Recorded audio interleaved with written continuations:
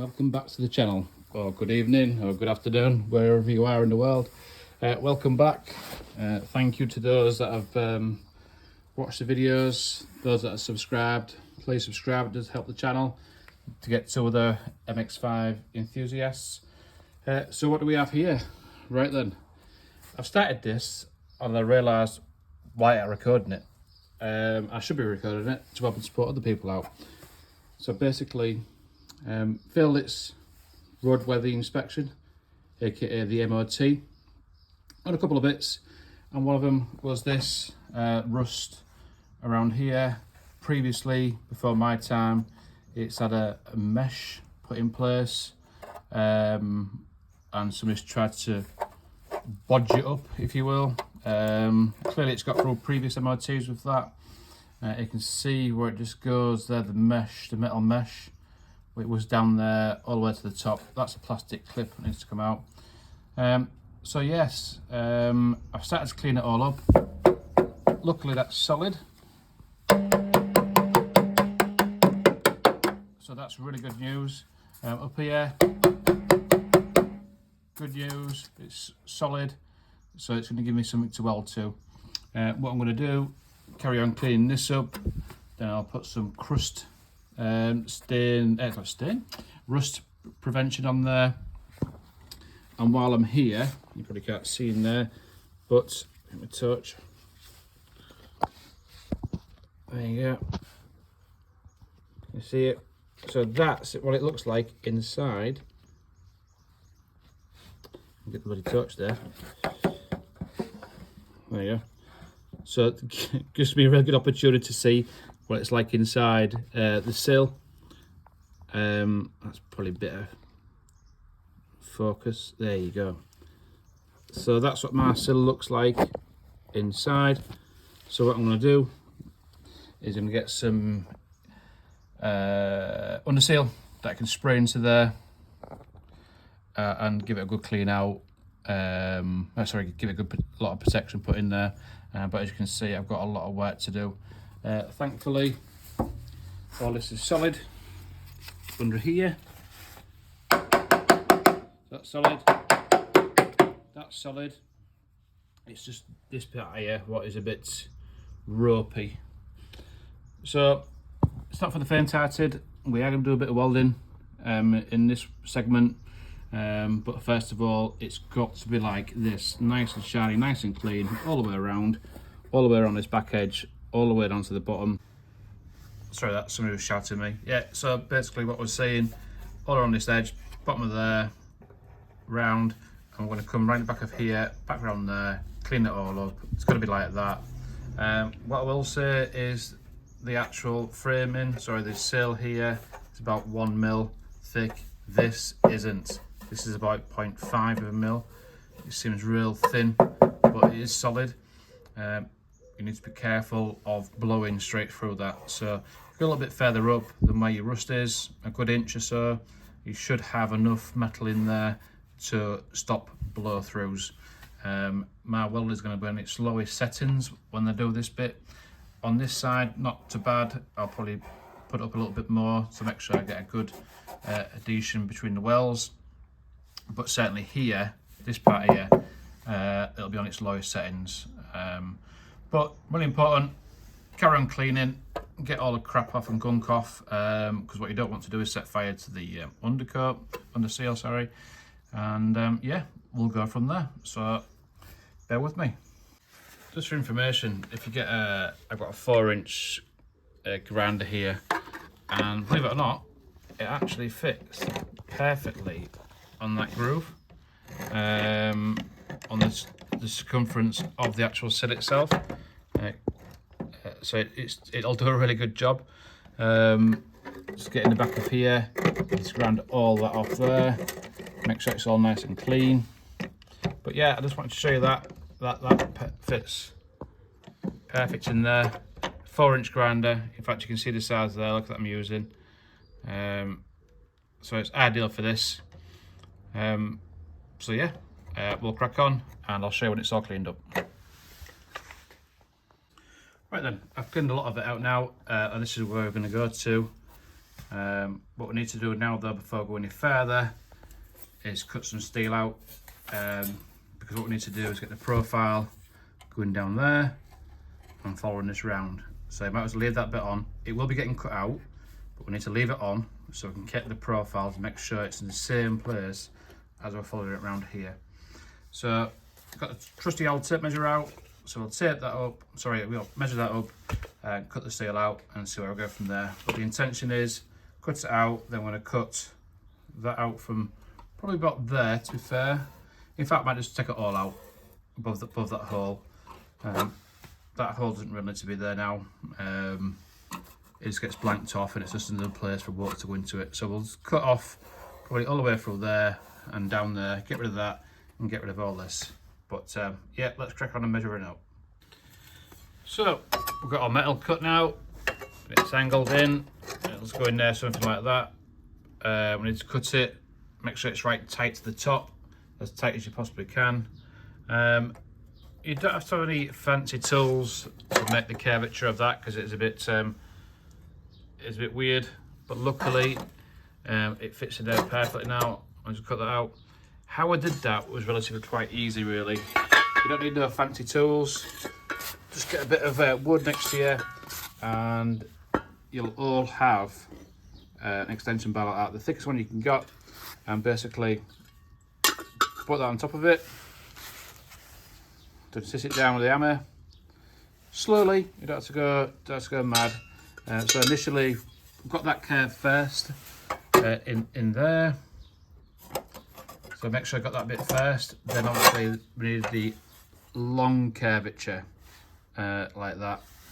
So basically, all I did there was get the bar to the edge and basically just roll it. Put a weight on this side. And with it being 1mm, it works really well. Again, you don't have to go mad, but eventually it will start going, and once it starts going, it will fit like that. Perfect. Got a little bit more to do on it, but as you can see, it's a nice fit to the top. Add any gaps. Just need to set that bit edge out there. I need to push it back a bit, it's gone too far. But I need to cut it first, cut along that seam, then I'll probably trim that edge up down there. So yeah, you can do it.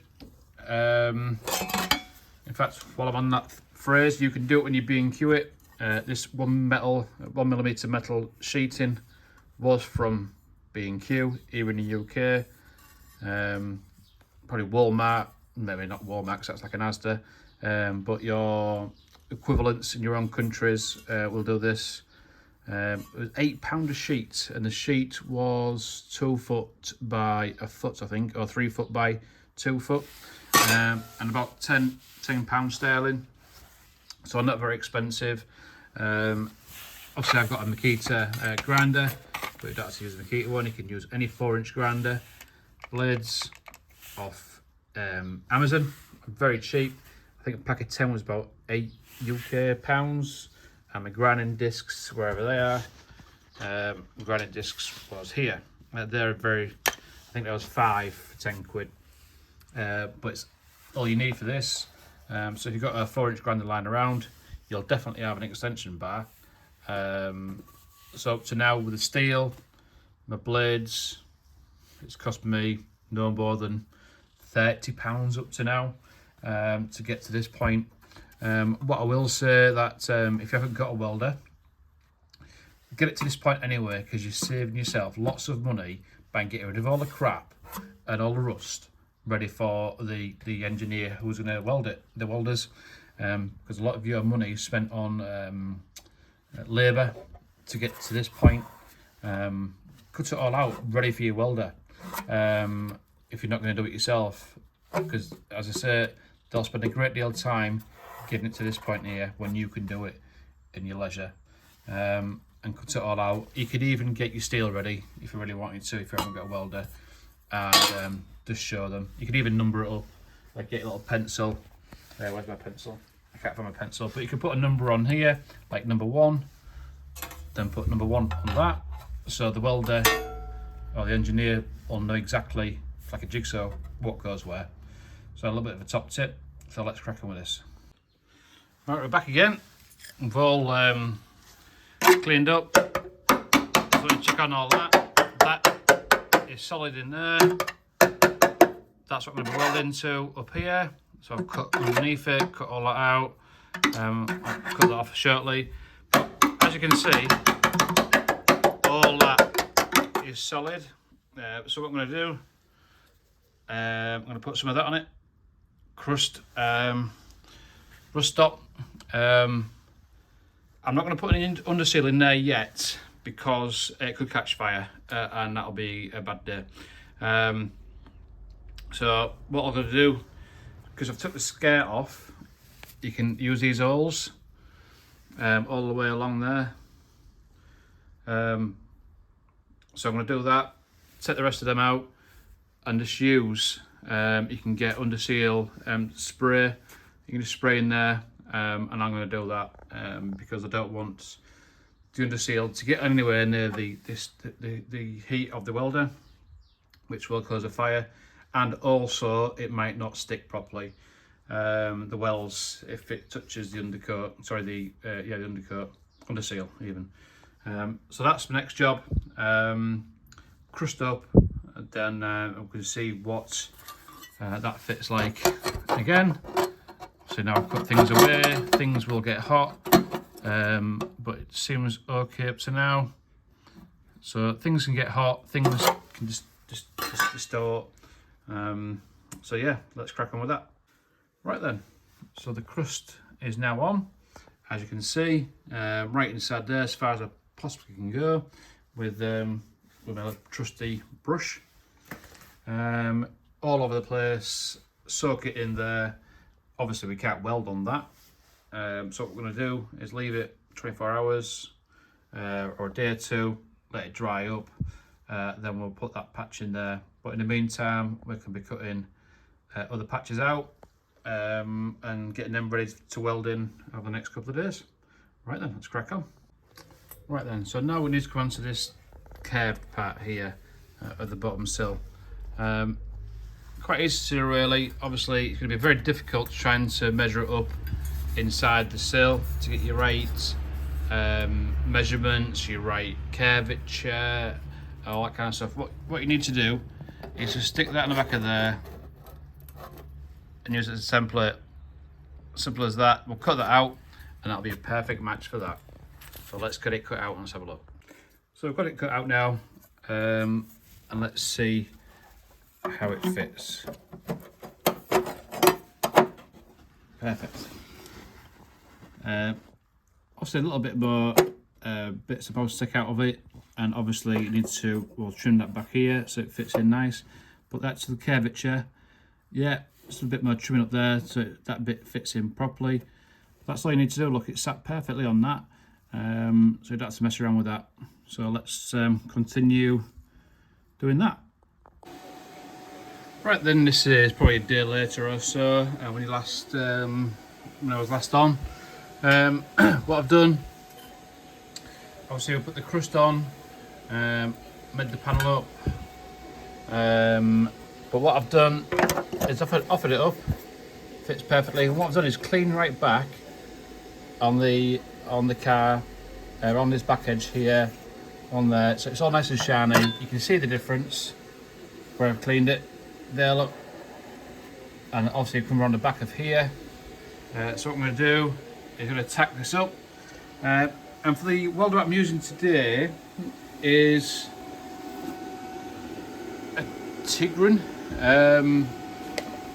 It's gasless, and it's a 3-in-1, and as you can see, my temperature, or the electricity that goes through the system to the MIG welder, is probably on its lowest setting, or just above its lowest setting, just a little bit above it, and my speed is just below 4. It's all up and running. I've used this before. It's a great little bit of kit. I think it's about 200 quid, I think. There's the details for it. the £100 ones from like Amazon or wherever else, they are good. You don't have to look about a big massive gas cylinder or any gas cylinders. Easy to set up. I'll probably do another video on this. But yes, we're ready to rock and roll. I'll get that one tacked in there first and I'll show you when it's tacked in. So let's go. Right then, we are tacked in. I've had a bit of a blowout there, as you can see. So, yeah, look, can you see that there? Bit of a blowout. So even though I've cleaned right back to the top, I've still had a bit of a blowout. And my temperatures are still sorry, the electricity going through the system on the MIG welder still managed to blow it out. So you're going to be very, very careful. I will resolve that. But that's done now, so it's tacked in. I'll leave that. Now I'm going to try the second part, did a bit, and try and get that tacked in as well. So let's crack on with that. Right, as you can see, the second plate is on now. Just a few tacks in there, just to hold it on, just to make sure everything fits okay. It's really important that you keep everything nice and clean. To make sure the welds stick properly and it adheres properly. Don't weld all in one go, just do tacks going round, and it won't bend through then. So yep, let's crack on with that. Right then, so I've tacked all the way around, as you can see, all the way around, but you will find you might get little blowouts. So what I'll have to do there, grind it all back and put another bit of plate on top of there.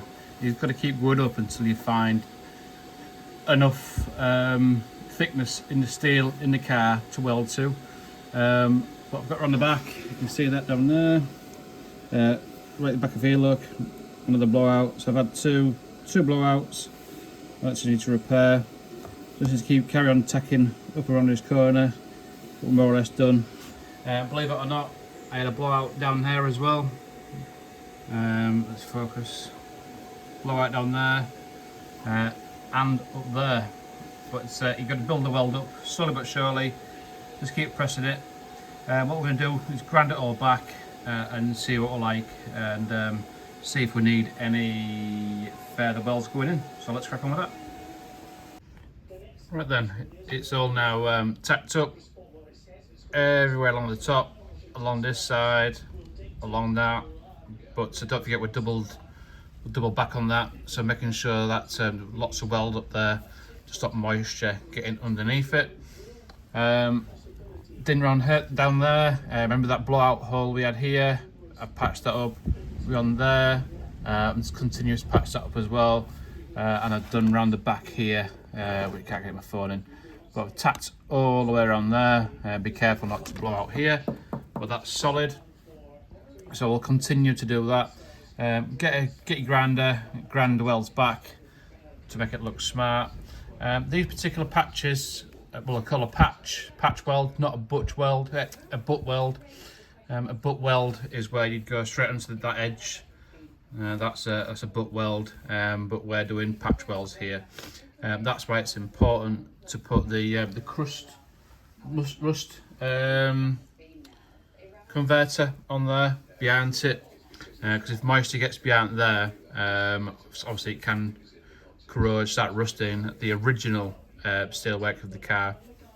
But put that on, patch it, weld it, sand it, grind it down.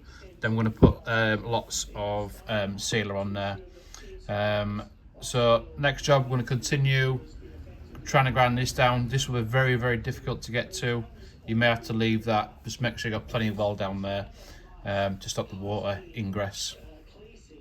But yes, we are progressing slowly but surely. It's not a 5-minute job.